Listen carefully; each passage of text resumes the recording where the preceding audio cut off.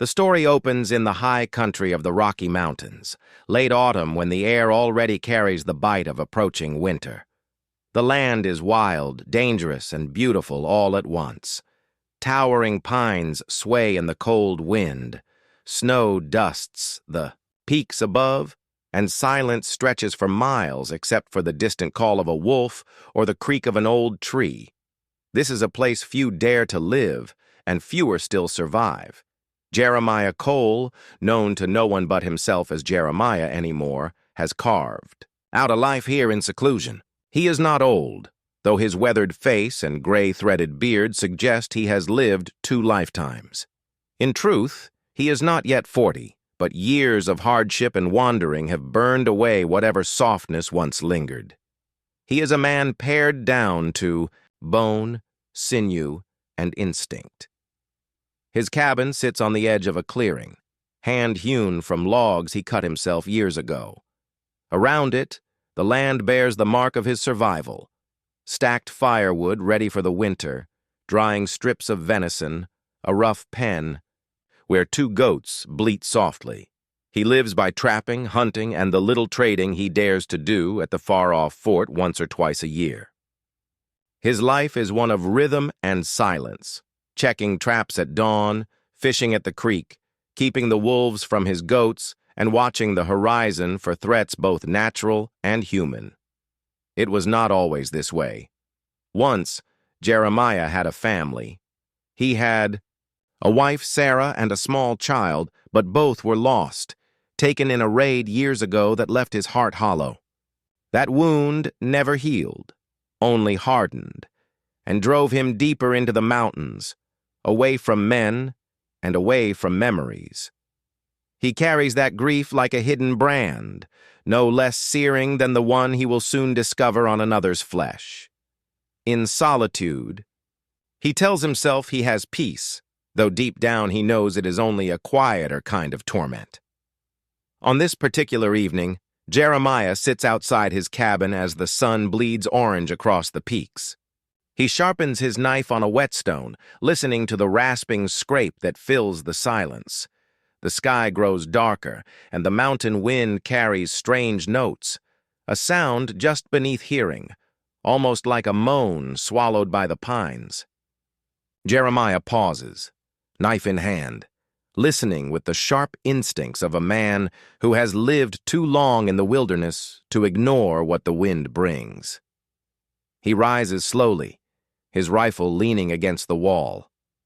The sound comes again, faint but real. This time carried across the clearing. A cry? A whimper? For a man who has chosen to keep himself apart, such a sound is unsettling, unnatural. No one comes here. No one should be here. He circles the cabin, senses stretched thin, boots crunching softly on the frozen ground. The goats are restless in their pen, stamping and shifting nervously. Jeremiah scans the roofline, the shadows, the tree line beyond, and then he sees it. Something pale swaying against the dark logs of his cabin, just above the doorway. At first it doesn't register. His mind, trained to read tracks and storms and predators, struggles to make sense of the sight. Then the truth hits him. A human form, a woman's body, suspended from the rafters by a rough coil of rope. Her hair glints gold even in the fading light, a shocking brightness against the dusk. She hangs limp, her face turned away, her arms bound cruelly behind her back. On her shoulder, even at a distance, Jeremiah sees the angry welt of a brand, the letters scorched deep into flesh. Apache Lover. Jeremiah's heart, long thought turned to stone, lurches in his chest. Solitude has ended. The mountains have brought him something, someone, and he knows in that instant that his quiet life is about to shatter. The moment Jeremiah Cole sees the swaying figure on his roofline, something ancient stirs inside him, a mix of shock, rage, and a protective instinct he thought long dead. For years, he has lived without the need to care for another soul, and yet, here before him is a life teetering on the edge of death. He moves fast, The knife in his hand, still sharp from honing, slices the rope in a single, practiced stroke. The body drops suddenly, but Jeremiah braces himself and catches the woman before she can hit the frozen ground. Her weight is light, almost too light, like someone starved, whittled down by suffering. She's limp in his arms, her breath shallow, but alive. "God Almighty," he mutters, lowering her gently onto the cold earth. The wind whistles through the pines, a mournful sound that makes her soft moan almost vanish. Jeremiah leans close, checking her pulse at the throat, then presses his ear to her chest. A heartbeat, weak but steady. Relief slips through him, though he doesn't let it soften his grip on reality. Whoever left her like this may still be near. His eyes flick instinctively to the tree line. The mountains teach you not to trust stillness. It hides predators, both beast and man. Jeremiah rises to his feet, rifle in hand now, his gaze sweeping the clearing. Only the restless goats move. The forest remains silent, but the silence feels heavier, as if it watches him. Satisfied, no immediate threat lurks. He returns to the woman. He kneels beside her and shifts her hair back from her face. Strands of golden blonde fall across bruised skin. She is young, perhaps mid-20s, with fine features marred by dirt and suffering. On her left shoulder, the brand is cruelly fresh. Red and swollen, the letters seared deep. Apache Lover. Jeremiah feels an unexpected surge of anger. Not at her, but at the savagery of men who would do such a thing. He knows brands. He has seen cattle marked, thieves punished, and outlaws seared with symbols to remind the world of their crimes. But this is different. This is not justice, nor law. This is cruelty meant to strip a human being of dignity. He touches the brand gently, testing the heat of the wound. The woman jerks awake for a moment, gasping, her blue eyes flying open wide with terror. She thrashes weakly, a strangled cry tearing from her throat as if she believes he is one of her tormentors come back to finish the work. "Easy now," Jeremiah says, his voice low, steady, the tone of a man accustomed to calming horses more than people. "You're safe here. Hush now." But she doesn't hear him, not fully. She twists, trying to free her bound wrists, but the ropes bite deeper into her skin. Jeremiah curses softly under his breath, then saws through the bindings with his knife. When her hands come free, she collapses again, exhausted, whispering words he can't understand, half delirium, half dream. The mountain wind howls then, carrying her voice upward into the night like a ghost's cry. It chills Jeremiah, though not from the cold. Whoever branded her had wanted her to be found this way, strung up, marked, left as a warning. And warnings in the wilderness are never without purpose. He lifts her carefully into his arms.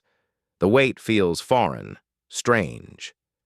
The last time he carried someone this way was Sarah, his wife, limp and bloody after the raid so many years ago. That memory claws at him, sharp as broken glass. He shoves it down and sets his jaw. This is not the past. This is now. Jeremiah carries the woman inside his cabin and lays her on his narrow cot. The fire in the hearth throws flickering light across her bruises and hollow cheeks. He drapes a blanket over her, then stands watching for a long moment, rifle still clutched in his hand. Outside, the wind rises again, almost like a voice whispering through the pines. A cry in the wind, a warning, perhaps. He knows one thing with certainty. His solitude has been broken, and whoever left this woman, branded and bound, will not be far behind. The fire crackled in the hearth, throwing long shadows across the cabin walls. Jeremiah stood over the stranger, his rifle resting against the table now, though his hand lingered near it. He had spent years alone in these mountains, learning the language of silence, the warnings of wind and earth. Yet nothing in all his solitude had prepared him for this battered, broken woman dumped like a cruel message on his roof. She lay beneath one of his wool blankets, her chest rising and falling in fragile rhythm. Her skin was pale except where bruises mottled it, the angry marks of bindings visible on her wrists and ankles.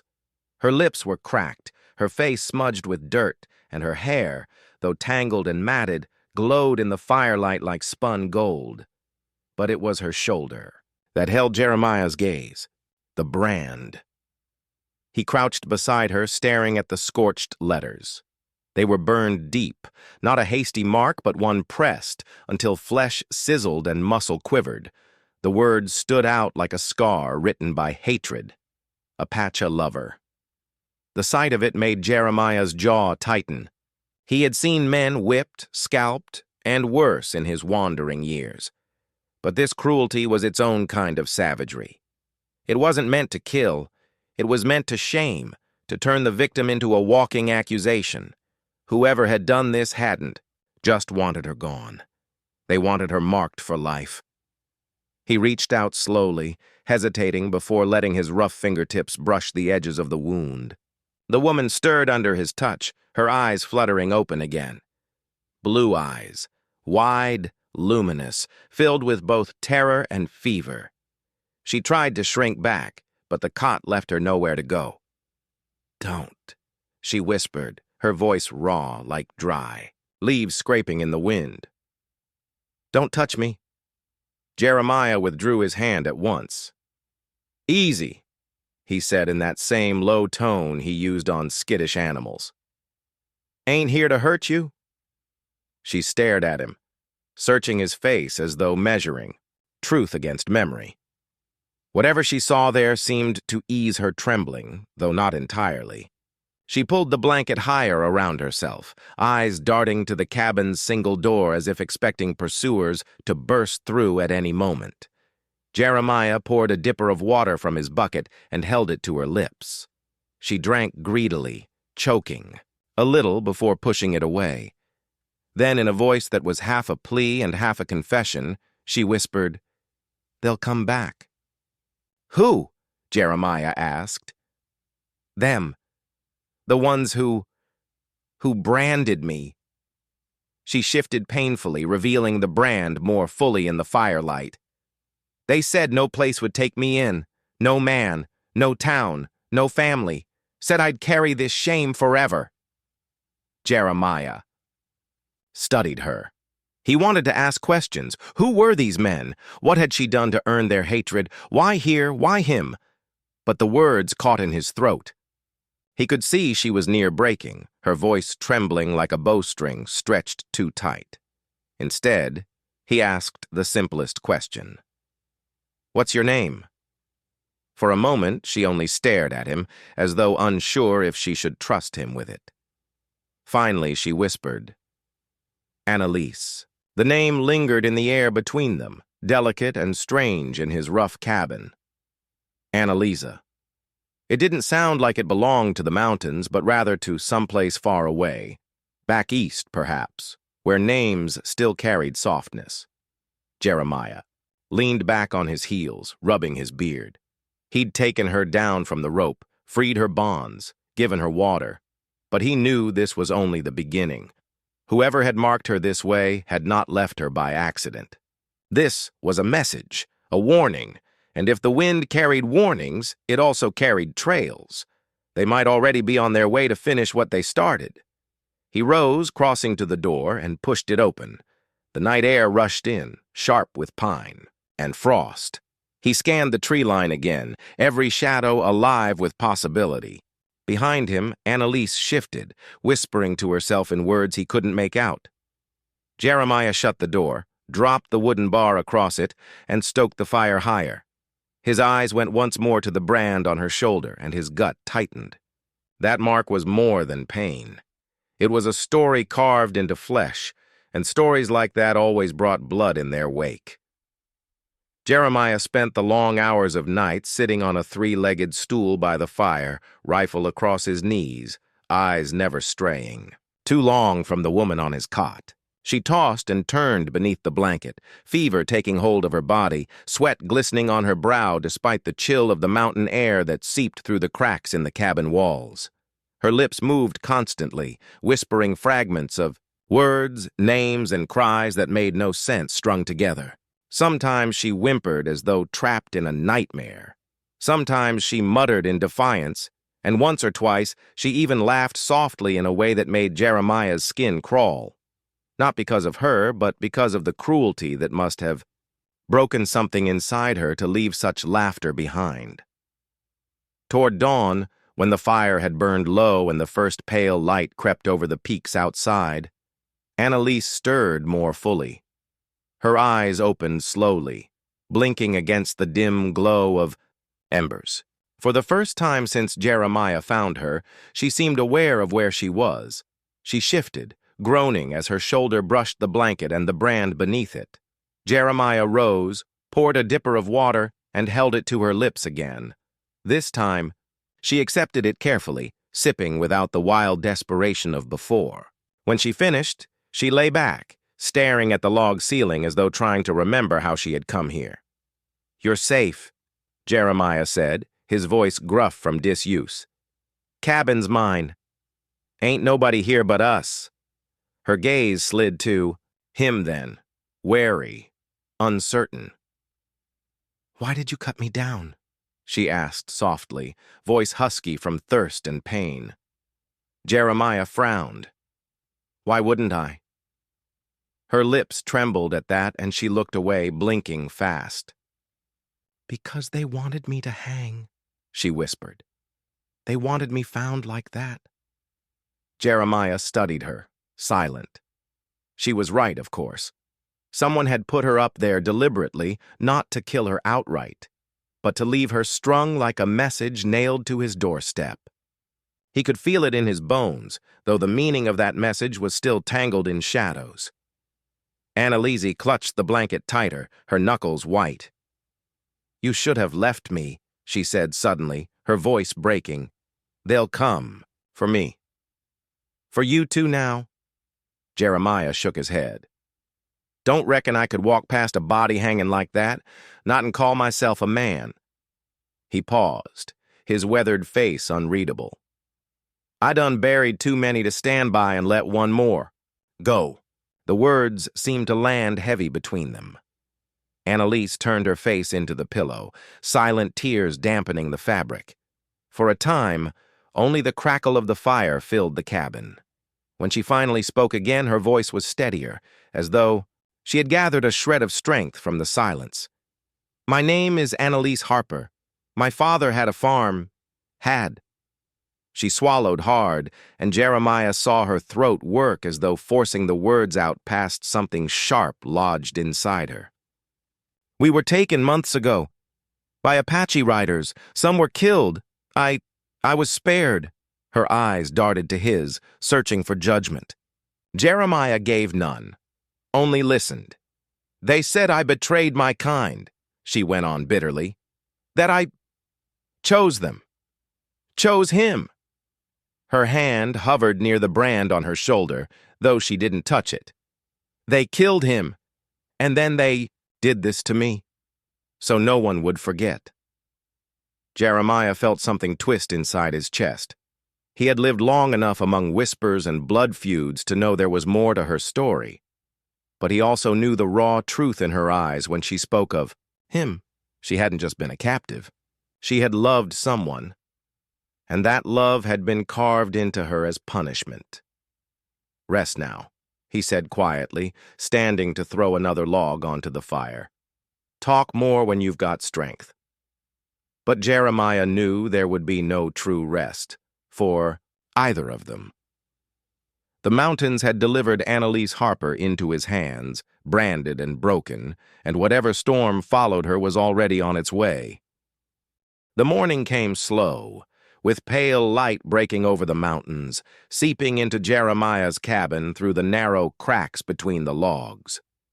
The storm from the night before had passed, leaving the air sharp and clear, the ground outside stiff with frost. Jeremiah stepped out briefly to check his traps, his rifle slung across his shoulder, his ears tuned to every sound. The forest was quiet, almost too quiet. He felt the same tension in the air he had felt the night before, as if the wilderness itself were holding its breath. When he returned, Annalisa was still asleep, her breath shallow but even. He stoked the fire, set a pot of venison stew simmering, and sat at the table, staring at the scarred wood. His mind kept circling back to the words burned into her flesh. Apache Lover. He had seen ugly things in his life, but few as ugly as that. As he sat there, he remembered the last time he had been at Fort Bridger near the end of summer. He had gone down from the mountains to trade pelts and salt meat for powder, lead, and a new axe head. The fort was always a rough place, crowded with mountain men, traders, soldiers, settlers moving westward, and all the trouble that follows, men on the frontier. It was there, among the clatter of boots on boardwalks and the stink of sweat and whiskey, that Jeremiah had first heard the whispers. A girl, they said, blonde, young, taken by the Apache in a raid. Not just taken, but kept. Some said she had been forced into their camp. Some said she had taken to them willingly. One man, half drunk, his voice dripping with malice, claimed she'd lain with one of them, an Apache brave, and smiled while doing it. Jeremiah had ignored the talk then. He had no stomach for the way men's tongues wagged, inventing scandals for the sake of gossip, especially about women who weren't there to defend themselves. But the story had grown, gathering shape like a snowball rolling downhill. By the time he left the fort, the girl was already more ghost than flesh, an object of shame, pity, and fascination. Now, sitting in his cabin, Jeremiah realized the woman. Lying on his cot was that ghost given shape. Annalise Harper, the lost daughter, branded so that her name would carry the stain of betrayal wherever she went. He rubbed his temples, the memory sour in his mouth. Men were crueler than wolves. Wolves killed to eat. Men killed to remind one another of the lines. They drew in the dirt, lines of race, blood, loyalty. The sound of movement drew his eyes. Annalisa stirred, pushing herself up weakly on one elbow. She winced as her shoulder brushed the blanket, but her gaze was clear this time. "You've heard of me," she said softly. It wasn't a question. Jeremiah hesitated.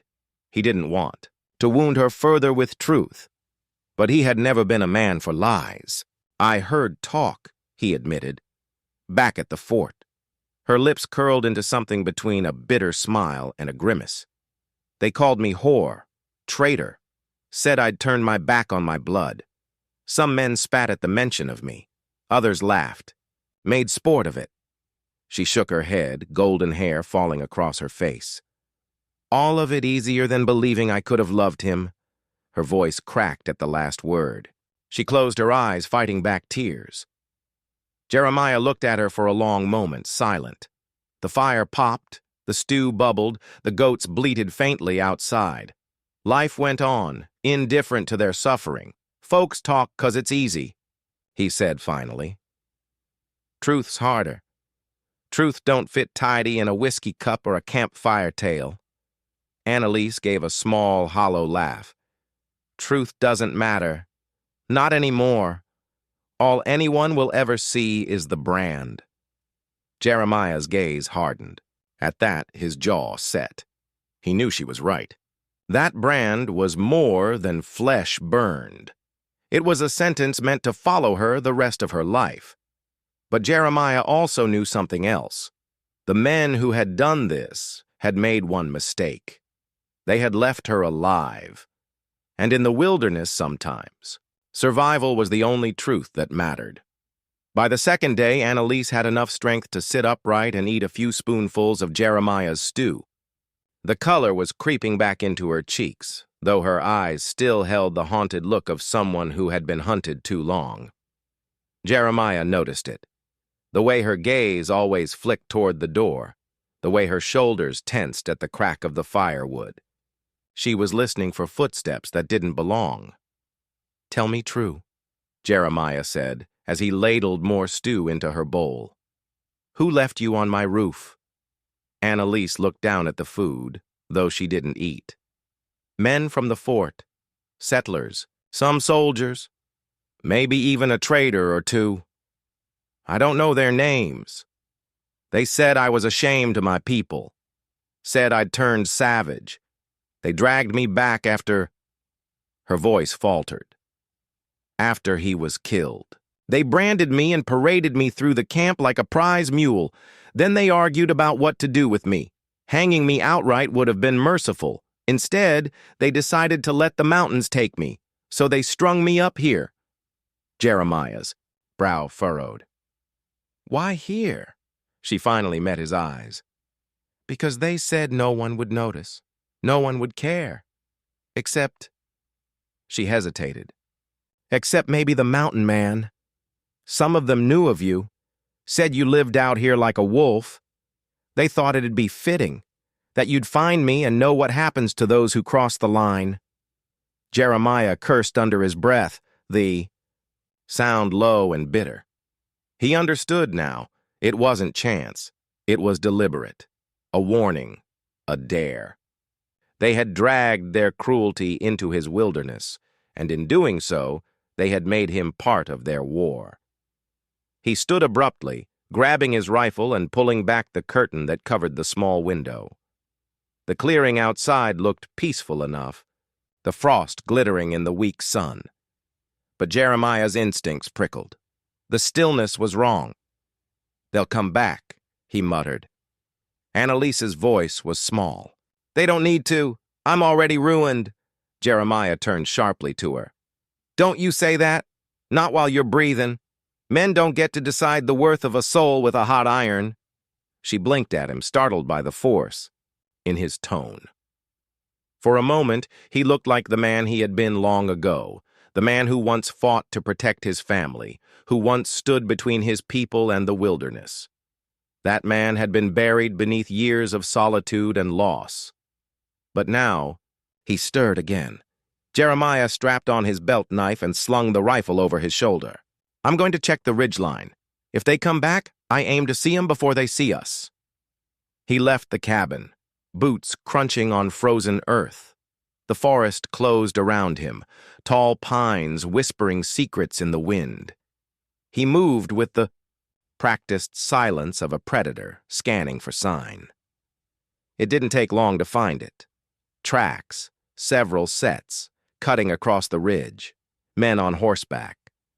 They hadn't passed close to his cabin yet, but they were circling, probing the land like wolves testing a fence. Jeremiah crouched, pressing his palm into the impression of a hoof. Fresh, less than a day old. His jaw tightened. Whoever these riders were, they hadn't finished with Annalise.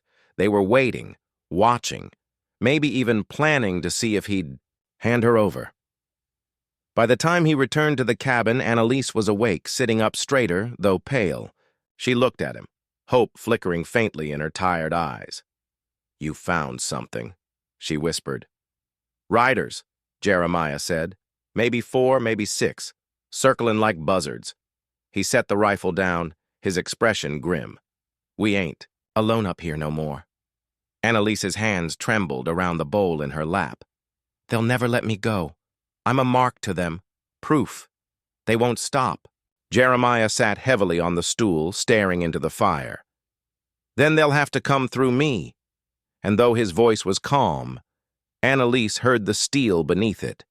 For the first time since her torment began, she let herself believe she might not be hunted alone.